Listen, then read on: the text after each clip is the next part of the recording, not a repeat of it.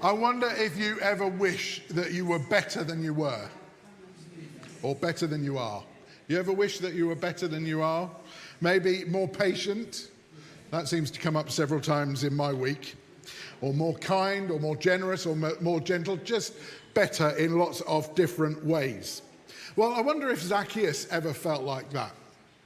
Have you ever thought about that? I wonder if Zacchaeus thought, I wish I was better than I was. We know from his story that he was rich, so that probably, compensated a little bit to be able to be rich and to be able to spend money on whatever he wanted to spend money on. But we also know from the story that he might well have been lonely.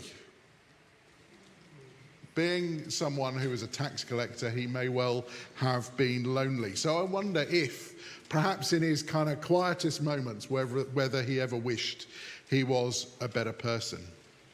Or I wonder if he was like Mr. Wolf. Have a look at Mr. Wolf and what he has to say. I gave you an opportunity, a chance to show the world that you're more than just a scary stereotype, but you're too proud or too gutless to take advantage of it. Gutless? I'm gutless? Oh, I'm sorry. Have we met? I'm the villain of every story. Guilty until proven innocent, even if by some miracle we did change. Who's gonna believe us, huh? Of course you wouldn't know anything about that with your little Miss Perfect power suits. Is that so? Wait a second, how did you... A wolf and a fox are not so different. Maybe they will believe you, maybe they won't, but it doesn't matter. Don't do it for them. Do it for you. This is a chance to write your own story, to find a better life for you and your friends. Come on, what have you got to lose? I don't know, my dignity? Yeah, well, that ship has already sailed.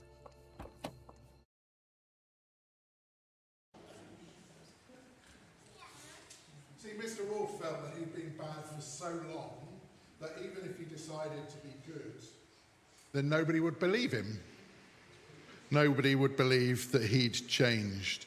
And he'd been bad for so long that he was pretty convinced that he could never change and that others wouldn't give him a second chance. Maybe Zacchaeus felt like that.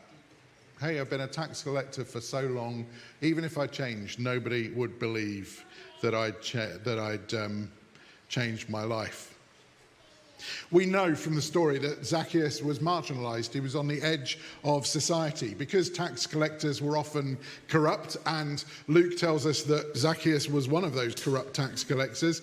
They were pushed to the edge of society, seen as traitors, and he needed to be given a second chance to redeem himself.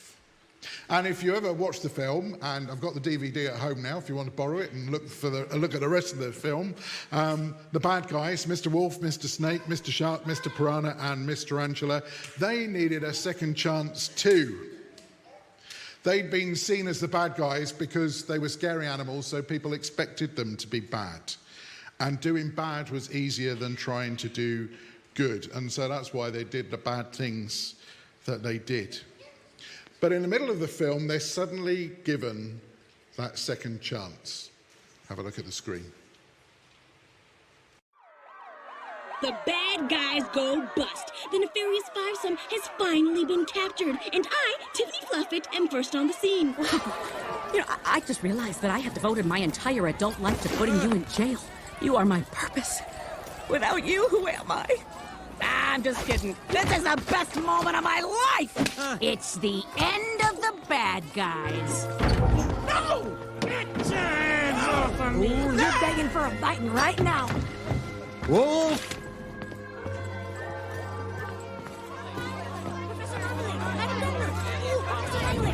One at a time, one at a time. Excuse me. Hey. Sorry to interrupt. I just wanted to congratulate the governor here.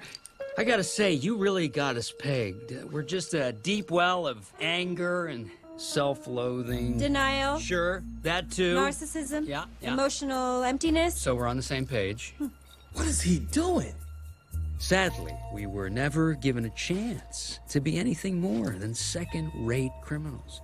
If only there was someone who could help the flower of goodness inside us blossom. Some icon of love and forgiveness like, I don't know, Mother Teresa. Best thing is to just throw us in jail for the rest of our hopeless lives. Yeah, that's the plan. Oh, wait, no. Get in there. Ow! Wait! Beg pardon?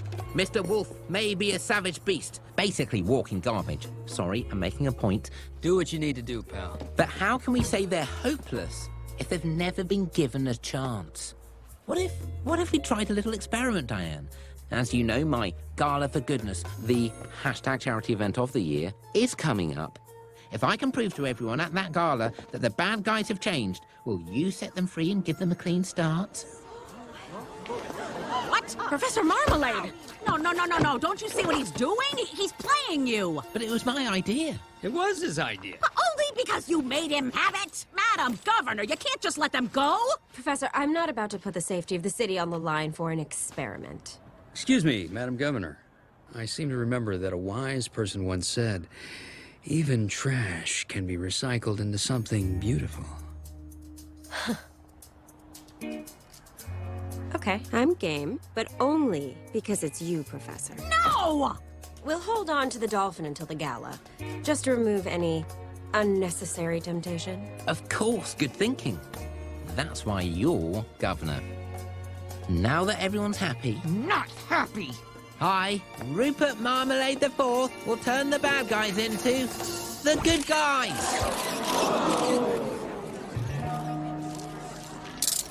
I think these belong to you.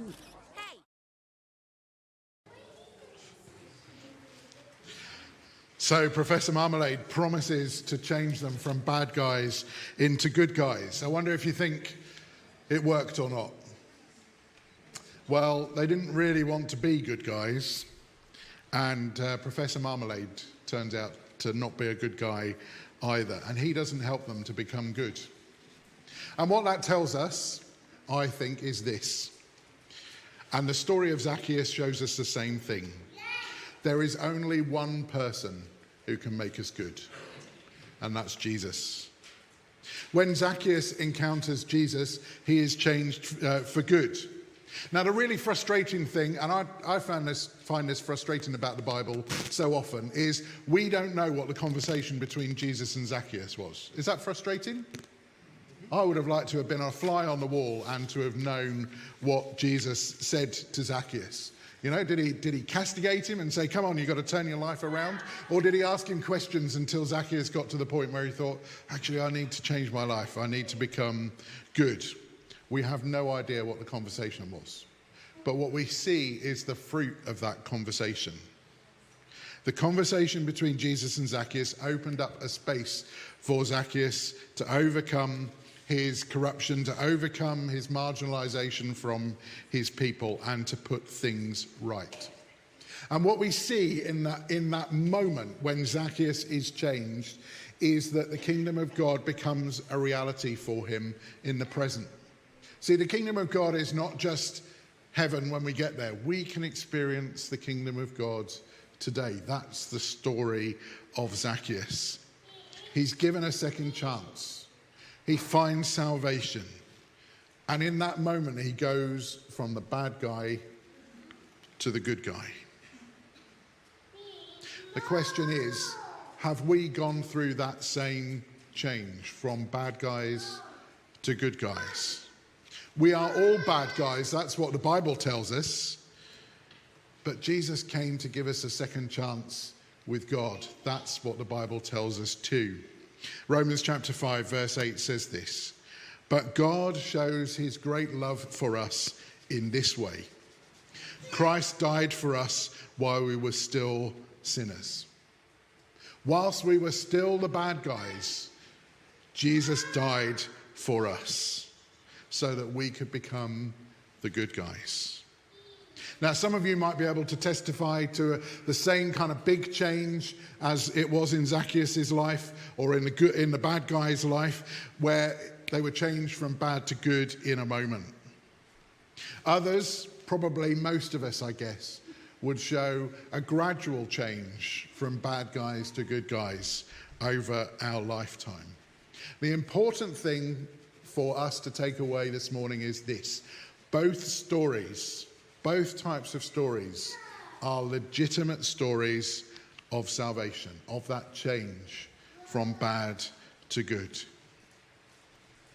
If you need a second chance this morning, then Jesus is waiting. He's waiting to change your life from bad to good.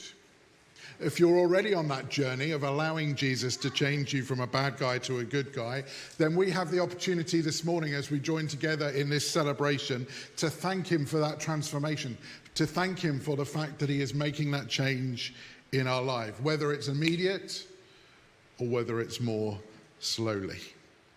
So we're going to take the opportunity to do that over the next few minutes. What I want you to think about for the next few minutes is, what can you give Jesus for all that he has done for you? What can you give Jesus for that chance, that second chance, that third chance, that umpteenth chance to change from bad to good? A song which we normally sing at Christmas, words of Christina Rossetti, say this: "What can I give him, poor as I am? If I were a shepherd, I would bring a lamb. If I were a wise man, I would do my part. Yet what I can, I give him. Give my heart." There are so many things that we can give Jesus in thanks for the change that he can bring in our lives. Over the next few minutes, I invite you to come forward. In fact, what I'll do is I'll find some volunteers and we'll hand them out. There are some leaf-shaped post-it notes, because Zacchaeus was up a sycamore tree, so there were leaves, and some pens if you need a pen, and you've just got the opportunity to write on that leaf as you think about this what you can give Jesus for what he has done for you, and then you can come and place them on the mercy seat around our tree just here. But think about that for the next few minutes. What can you give Jesus for what he has done for you in changing us from bad guys into good guys?